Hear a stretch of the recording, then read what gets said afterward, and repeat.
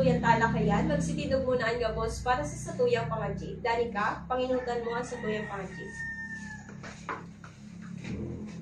Sa ngalan kan Ama, asin kan Aki, asin kan Espiritu Santo. Amen. Magsiula na po ang gabos.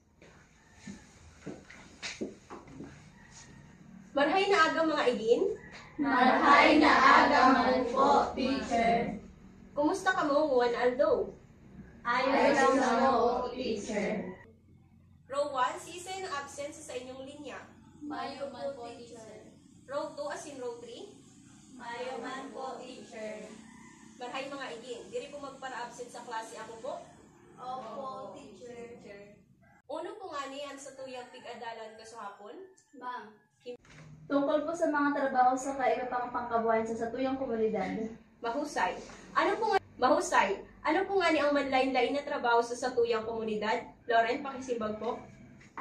Para sira, para uma, asin tindera po, ma'am. Tama. Christina, ako pa po kay dadagdag?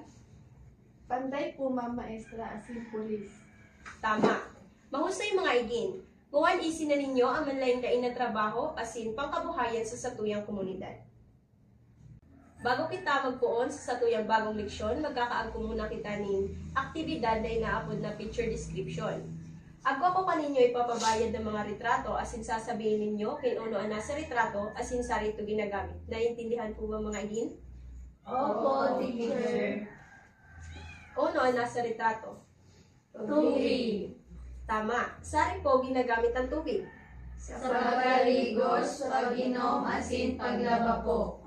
Mahusay. Anong trabaho ang nangangaipuhan sa tubig? Pagmahugas sa pinggan sa kalendarya. Ano pa po? Bumbero. Mahusay mga igin. Sa ikadalawang retrato, uno ang sa indong nababayad. Ilaw. Tama. Sari mo na to, ginagamit ang ilaw. Sa baloy po, teacher. Pagmamit-mit asin pagbagi. Tama po. Uno man ang nasa ikatulong retrato. Electric fan po. Sari man ginagamit ang electric fan. Ginagamit po ini pag mainit lalo na umuwan, teacher. Buwan na ado, sa tuyang tatalakayon ang tungkol sa mga pinaghahalian kan enerhiya, elektrisidad sa kaiba pa.